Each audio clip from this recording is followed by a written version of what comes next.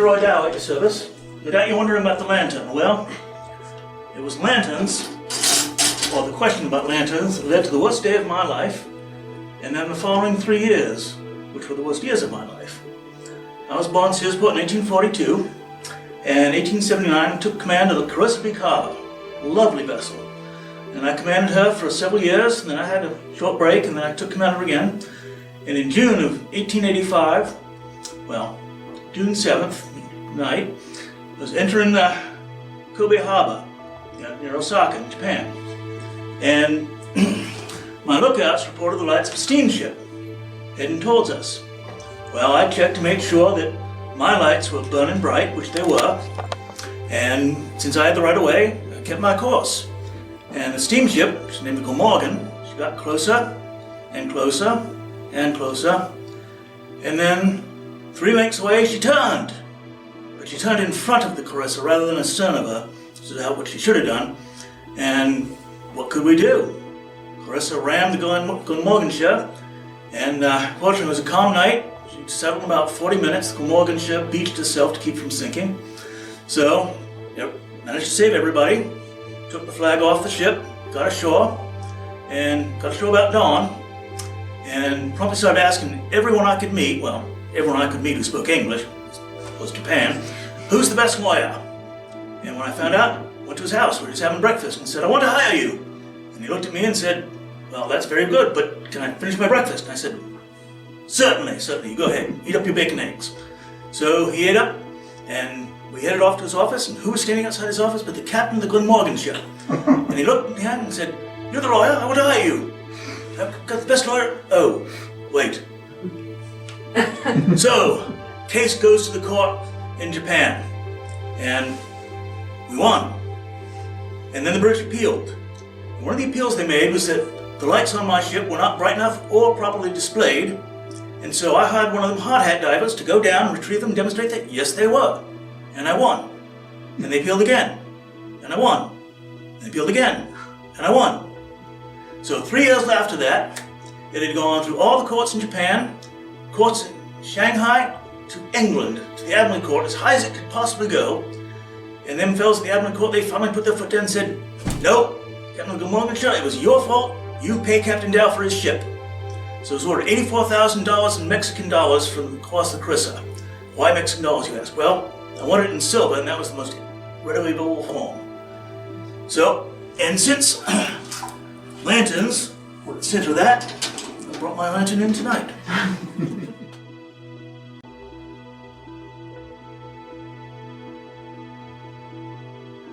A ghost ship was found floating adrift near the Azores in 1872. The fate of those aboard was unknown and remains a mystery to this day. The MARY CELESTE was a merchant ship on its way to Genoa, Italy from New York City.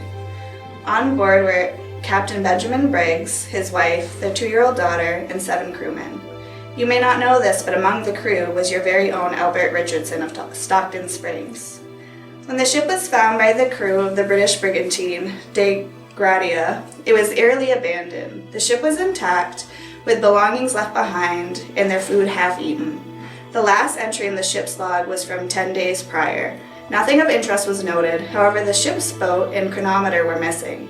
Why did they leave so quickly, leaving everything in place, and where did they go? Over the years, stories have been spun. Some say that there was a mutiny among the crew, others blame pirates. There was even talk that the crew may have feared an explosion from the ship's cargo of alcohol.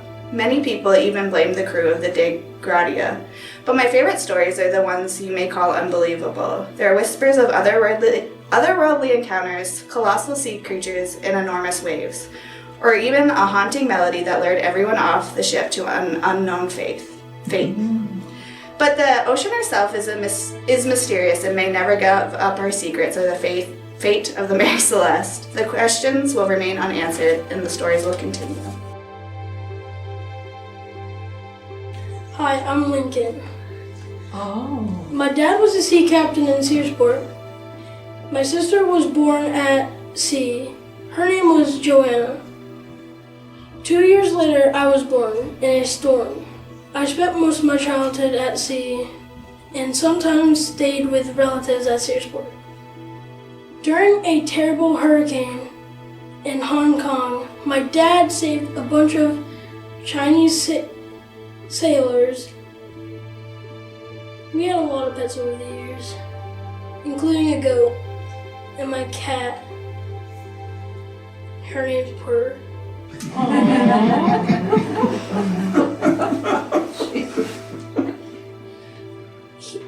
She was drowned in the Indian Ocean, July 4th, 1892, in her first year of living. Loving cat to Lincoln and Joanna Colcord. Wow! I am Wilson C. Nichols. I was born on the 31st of August, 1826, to Samuel Cunningham and Sarah R. Sleeper. I married my first wife, Margaret Jane Cypress, in, let's call it, January 20th, 1850. It's been a while.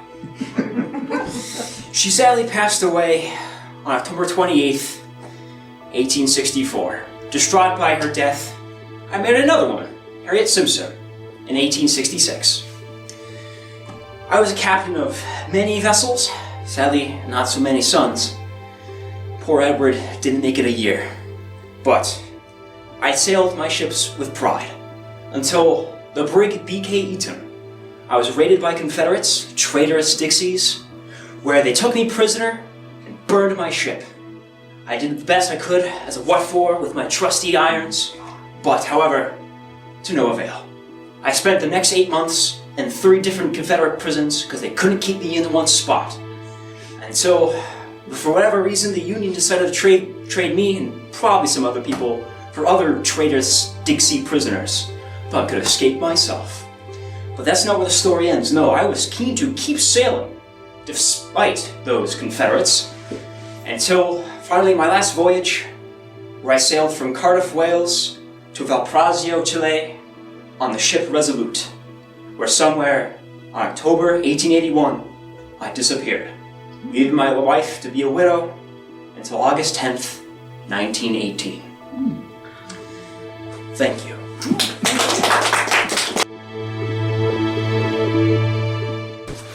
Hi. Hi. My name is Lizzie B. Mahoney, and tonight I'm going to tell you 2 stories from the year 1890. The first is that of my own death, and the second is that of the final voyage of the bark Beatrice Havner. My husband, Isaac Winkenpaw Havner Jr., was the captain of the doomed vessel, and had been so for many years. It had served us well in trade with the West Indies and witnessed the birth of our 2 children. Sadly, the Beatrice Havner would also serve as a setting for my death. I fell ill while we were in port in St. Thomas. I worsened quickly and died with the final wish to be buried in Boston. My poor husband sought to fulfill this dream. He lovingly prepared my coffin and left port to bring me home for the last time. Oh, my poor husband. Only days after they set out for Boston, my husband was found dead in his quarters. Our young children slept soundly next to their father as he succumbed to his weak heart. I watched on sadly as the events following my death unfolded. But I soon found I couldn't simply observe any longer. After my husband died, his crew decided to bury us both at sea with little consideration for our wishes or those of our family. They hardly held any ceremony, certainly not enough to call the event a funeral. The crew had not wanted to keep my body on board in the first place. They were a superstitious bunch and believed that I might haunt them if they ferried my remains around. After they uncaringly threw my husband and me into the sea, well, I decided to prove them right. I don't think I was ever a particularly vengeful woman in my life, but I became one in my death. I terrorized the crew any way I could. I broke lanterns, I made holes in the sails, and I whispered my anger in their ears. As they neared New York, their panic was such that it was rather easy for me to cause them to crash into the schooner Ethel A. Merritt. The schooner sunk, but the Beatrice Havner survived. I wouldn't have let her sink. This was apparently the final straw for all of the remaining sailors. Once in port, they quickly abandoned our vessel and called it all sorts of things like unlucky and cursed. To that, I say good. I hope those sailors were too scared to ever board another vessel. I hope they regret throwing me into the sea, as it will never be safe for them again. If they did ever venture out onto the water, I'd make sure they stayed there with us forever. My name is Mary Stowers, and I am here in Searsport tonight, but in fact I died just over 100 years ago. And I was known at that time, certainly not by my name, but I was Mrs. J.C. Stowers, and that was what everyone was called in that time.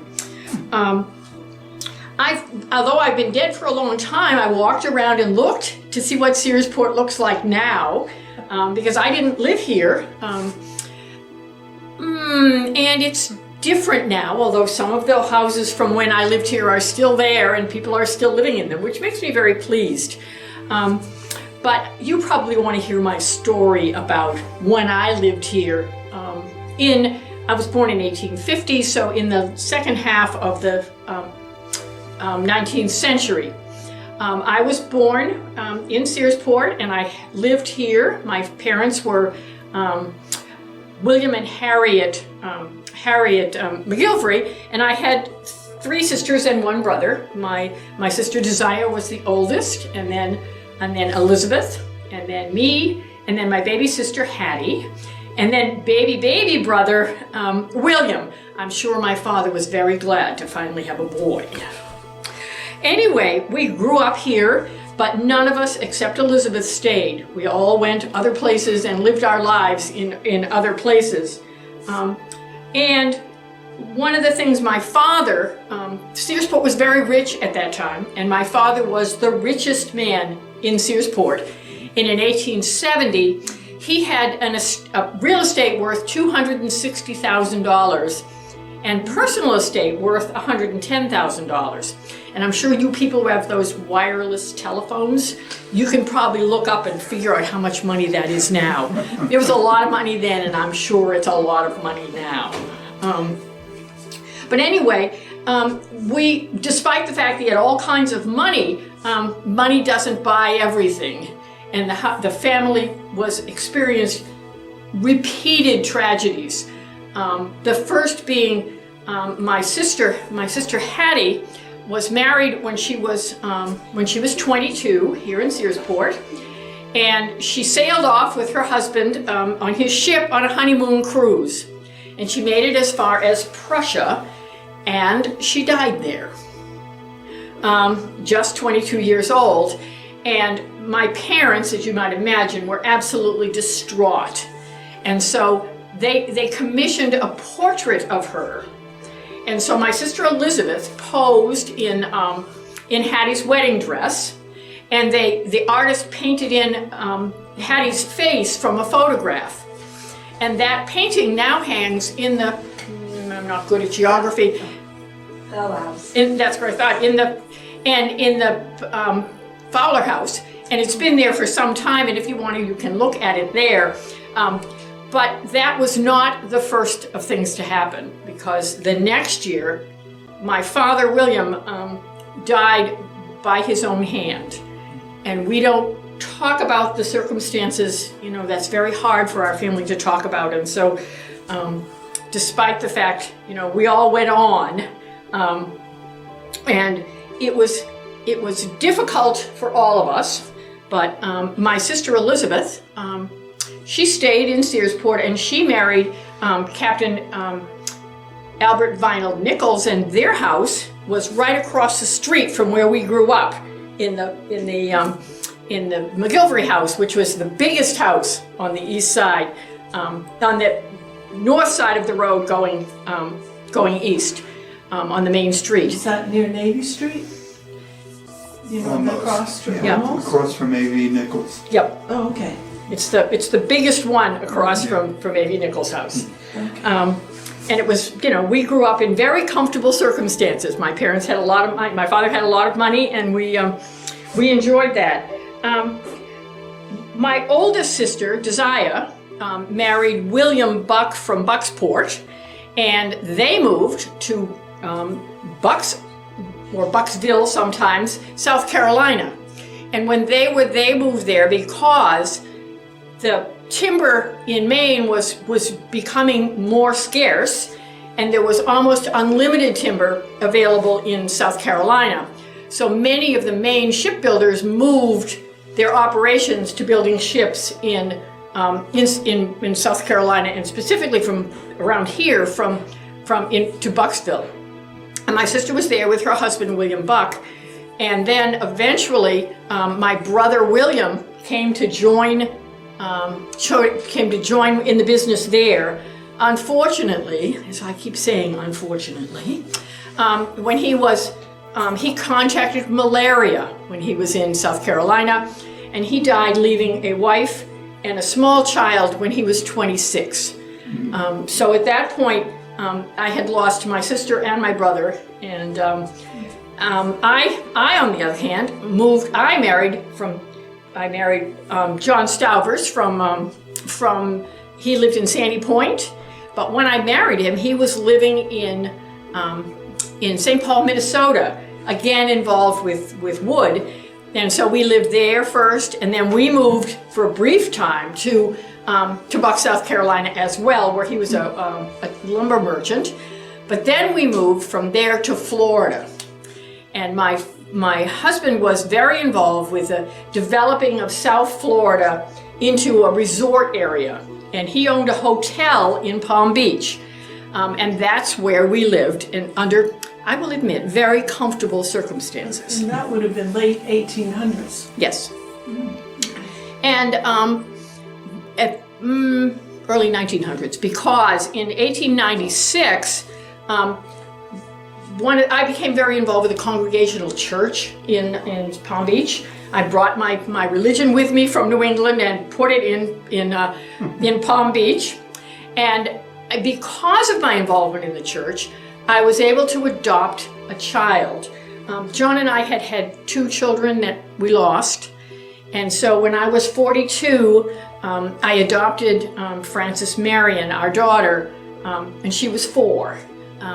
There's a complicated story that goes with that as well, but she was the delight of our lives. You know, we were just, we raised her in the hotel, which is a funny way to raise a child, but we sent her off to Mount Holyoke College, where what one did with wealthy young women went to be finished in college.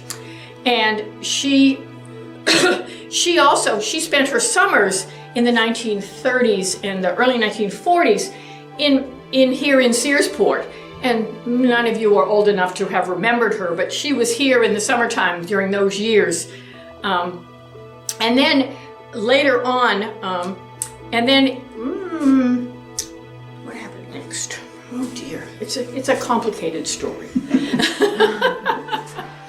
My sister Desire died in 1903, and so at that point there was just my sister Elizabeth and me left, and I was coming to. I had been spending summers in Searsport, because if anybody has ever been in Florida in the summertime, you don't want to be there. And so John and I came north to Searsport during the summer. And in fact, the summer before I died, I was in Searsport, and everyone thought I was very ill. And everyone thought that I would not survive. But I did, and I went back to Florida that year.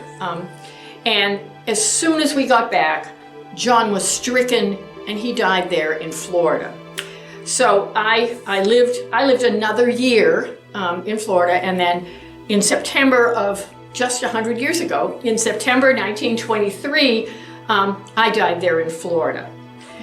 And my sister, my last sister Elizabeth, died in 1927, just 4 years after me. And one of the things that's significant about that is none of us survived the stock market crash in 1929. And what happened at that point was the wealth of all of our families was essentially destroyed. It was all gone. And so their lives were very different from the comfortable lives that my siblings and I had when we were growing up. They had different responsibilities and different things. And I can hope that none of you live into those terrible times again. And I wish you the best as you make your lives in the beginning of the 21st century.